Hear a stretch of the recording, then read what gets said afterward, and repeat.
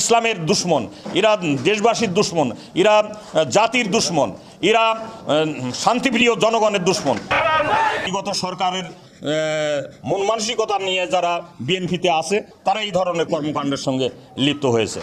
তাহলে ছাত্র আন্দোলন করা হলেও আমরা জীবন দিলাম, আমাদের কলিজার টুকরো, আমাদের হৃদয়ের স্পন্দন, আমাদের ছাত্ররা জীবন দিল। সেই জীবন দেওয়ার অর্থ কি? অর্থ কি এটাই যে ভোট অধিকার মানুষের সেই অধিকার থেকে আবার বঞ্চিত করব, আবার এই ধরনের কর্মকাণ্ডে আমরা লিপ্ত হব?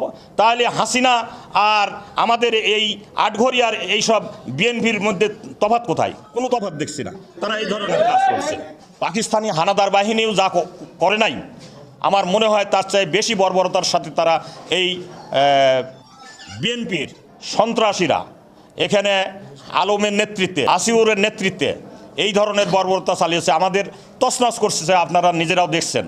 বিশেষ করে এখানে আমাদের লাইব্রেরি ছিল, সেখানে কোরআন, হাদিস, ইসলামী সাহিত্য, লিটারেচার আমাদের সব অফিসেই থাকে। সেখানে তারা আলমারি খুলে কোরআন শরীফেও অগ্নিদগ্ধ করছে। হাদিস, কোরআন যা আছে সব কিছু এখানে দেখছেন আপনারা, চেয়ার, টেবিল, আসবাবপত্র যা আছে সব তারা পুড়িয়ে দিয়েছে, ভাঙচুর করেছে, তছনছ করেছে। মনে হচ্ছে একেবারে ইসরায়েলি বর্বরতা যেভাবে ফিলিস্তিনিদের উপরে আক্রমণ চালাচ্ছে, গাজার উপরে আক্রমণ চালাচ্ছে, সেইভাবে তারা এই ইহুদিদের মতো কাজ করছে। তারা মসজিদে হামলা করছে, কোরআন পুড়াচ্ছে। এরা ইসলামের দুশ্মন, এরা দেশবাসীর দুশ্মন, এরা জাতির দুশ্মন, এরা শান্তিপ্রিয় জনগণের দুশ্মন। আটঘরিয়াবাসী এটা কোনো ক্রমেই মেনে নেবে না।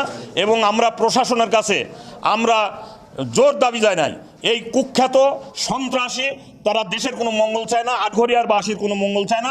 তারা সন্ত্রাসী কাজ, ইতিপূর্বেও তাদের নামে অনেক কলঙ্কজনক বিষয় রয়েছে। তারা চাঁদাবাজি করে, তারা লুটপাট করে, তারা মানুষকে মারে।